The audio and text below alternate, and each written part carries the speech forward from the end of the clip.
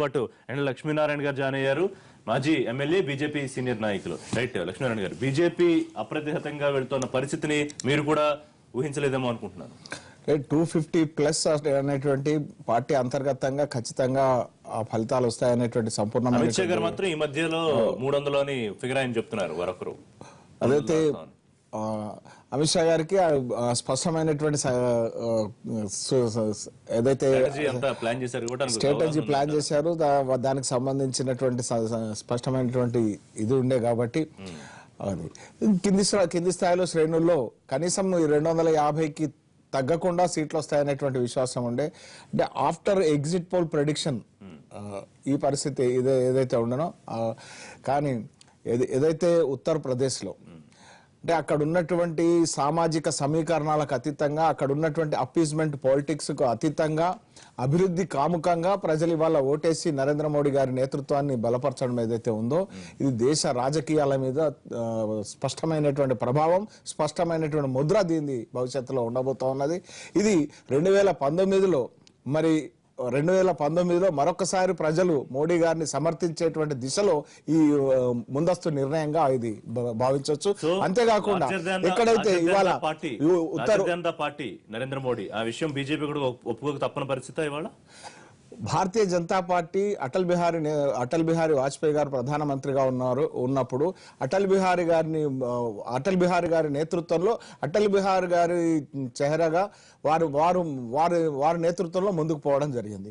ఇవాళ నరేంద్ర మోడీ గారు ప్రధానమంత్రి అభ్యర్థిగా ప్రకటించబడి నుంచి కూడా ప్రధానమంత్రి నరేంద్ర మోడీ అభ్యర్థిగా కానీ ప్రధానమంత్రి నరేంద్ర మోడీ ఆ తర్వాత ప్రధానమంత్రి పదవిలోకి వచ్చిన తర్వాత వారుగా కానీ మరి వారి నేతృత్వంలో ఇవాళ భారతీయ జనతా పార్టీ ముందుకు పోతా ఉంది. భారతీయ జనతా పార్టీలో స్పష్టమైనటువంటి సమర్థులైనటువంటి నాయకులు ఉన్నారు. ఇది ఈ విషయాన్ని రూఢి చేస్తుంది. అండ్ అటల్జీ వారసత్వంగా మరి వాళ్ళ నరేంద్ర మోడీ గారు ఈ నేతృత్వంలో ఈ రకమైనటువంటి ఫలితాలు, సమర్థవంతమైనటువంటి నాయకత్వం సమృద్ధిగా భారతీయ జనతా పార్టీలో ఉందనేటువంటి ర్యాలీ ముందు అట్టర్ ఫ్లాప్ అయిన ఎస్పీ కూటమి, అడ్రస్ లేకుండా పోయిన బీఎస్పీ ఎట్లా చూడాలి? అంటే ఇంకా ఎదురు లేదు అని ఏదైతే రిపోర్ట్స్ మనకు చెప్తున్నాయో అది వాస్తవం అయ్యే పరిస్థితినా? రిషి, ఇప్పుడు చరిత్ర ఏం చూపిస్తుందంటే గెలిచిన వాడు చేసిన అన్ని కరెక్ట్, ఓడిపోయిన వాడు అన్ని రాంగ్ అంచనాలు. బట్ మనం దీన్ని అంటే ఇప్పుడు కొంచెం ఎక్సైట్మెంట్ ఉంది, రిజల్ట్స్ వస్తున్నాయి. బట్ ఫైనల్గా చూస్తే ఇప్పుడు అంత అంచనాలు తప్పలేదండి. ఇది మనం అనుకున్నంత అంచనాలు అంత దీన్ని తప్పలేదు. నేను మీకు చెప్తాను, ఇండియా టుడే 251 to 279 ఇచ్చాయి. దాని తర్వాత టైమ్స్ నౌ 190 to 210 ఇచ్చాయి. అంటే 190 to 210 మాక్సిమం 210 దాటి ఎవరు ఇవ్వలేదు. లేదు, ఇండియా టుడే 251 to 279 ఇచ్చాయి. ఇండియా టుడే ఒకటి ఇచ్చింది. అప్పుడు మీరు మినిమం తీసుకున్న 251కి 300 వస్తున్నాయి. సో అంత మరీ ఇచ్చేయలేదు. రెండోది ఏంటంటే ఇప్పుడు ఇది మనకేమిటంటే గెలిచిన వాడు బారాఖూన్ మాఫ్. ఇప్పుడు బీజేపీ కొన్ని కరెక్ట్ గా వాళ్ళు చాలా క్లారిటీ తోటి మంచికో చెడుకో కొన్ని డెసిషన్ తీసుకున్నారు. ఫస్ట్ థింగ్ ఏమిటంటే సీఎం క్యాండిడేట్ ని వాళ్ళు ప్రొజెక్ట్ చేయలేదు. వాళ్ళకి అది చాలా అడ్వాంటేజ్. సీఎం క్యాండిడేట్ సపోజ్ ఒక పేరు తీసుకుందాం, రాజ్నాథ్ సింగ్ మీరు మూమెంట్ ఆయన్ని మీరు ప్రొజెక్ట్ చేస్తే ఆయనకి వ్యతిరేకంగా ఆయనకి వ్యతిరేకమైన కులాలు, ఆయన ఠాకూర్ యాంటీ ఠాకూర్, ఓబీసీస్, ఎస్సీస్ వాళ్ళందరికీ వ్యతిరేకం అయిపోతారు.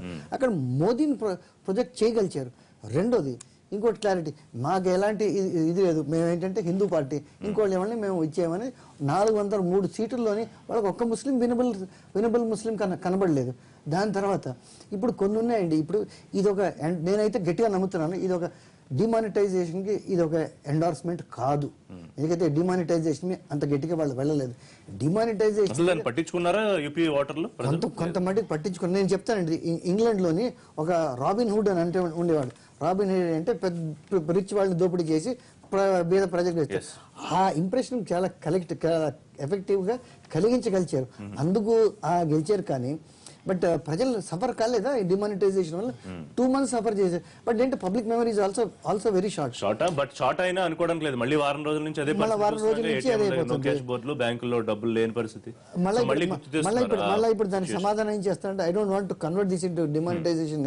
మన ఎస్బీఐ చైర్మన్ అరుంధతి భట్టాచార్య ఏం చెప్పింది, జన్ధన్ యోజనకి మేము 0 balance అకౌంట్స్ ఇచ్చేస్తున్నాం. వాళ్ళు మెయింటైన్ చేయాలంటే అదేంటే అరుంధతి చూడండి సామెత, robbing Peter to pay Paul. ఇలాగ ఎకనామిక్ ఎకనామిక్స్ ఇలాగ నడదు. దాంతో వేరే రాష్ట్రాలకు మనం వస్తే వెళ్దాం. చిన్న బ్రేక్ తర్వాత మిగతా రాష్ట్రాల గురించి మాట్లాడుతూ ఉన్నాం. పొన్నం ప్రభాకర్ గారు మాజీ ఎంపీ, కాంగ్రెస్ పార్టీ సీనియర్ నాయకులు మనతో జాయిన్ అయ్యారు. వారితో చర్చ ప్రారంభించే ముందు చిన్న బ్రేక్ తీసుకుందాం. Stay with us.